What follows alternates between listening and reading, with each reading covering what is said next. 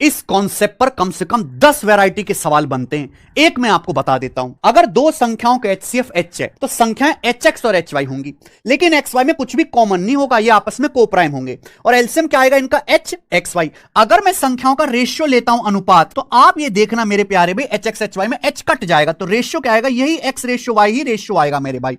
अब सवाल देखो, दो संख्याओं के एलसीएम और HCF की गुणा 24,300 है, संख्याओं में 4-3 का अनुपात है, संख्याओं के एलसीएम HCF का योग क्या होगा। भाई मैंने मान लिया कि संख्याओं का जो HCF है वो H है, मैंने मान लिया संख्याओं का रेशियो 4-3 है, तो संख्याएं क्या होंगी, संख्याएं तो 4H और 3H होंगी कि नहीं होंगी, आप बोलोगे यस सर।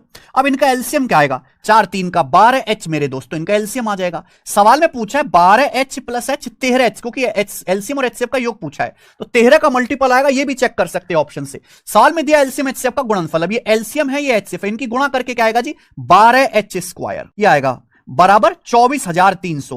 तो मुझे बताओ कि आप यहां से HCF नहीं निकाल सकते, 12 दूनी 24, 0 12 दूनी 24, 12 पंजे 60, यानी कि अंडर रूट लेंगे तो H क्या आ जाएगा 45, 45 का वर्ग होता है 2025, तो यानी कि यहां पे हाईएस्ट कॉमन फैक्टर 45 आ गया और एलसीएम HCF का योग आएगा जी 12H + 13H, 13 गुणा 45, 13 गुणा 45 यानी कि आपका 585 आंसर। अच्छा सवाल है, ये करेंगे।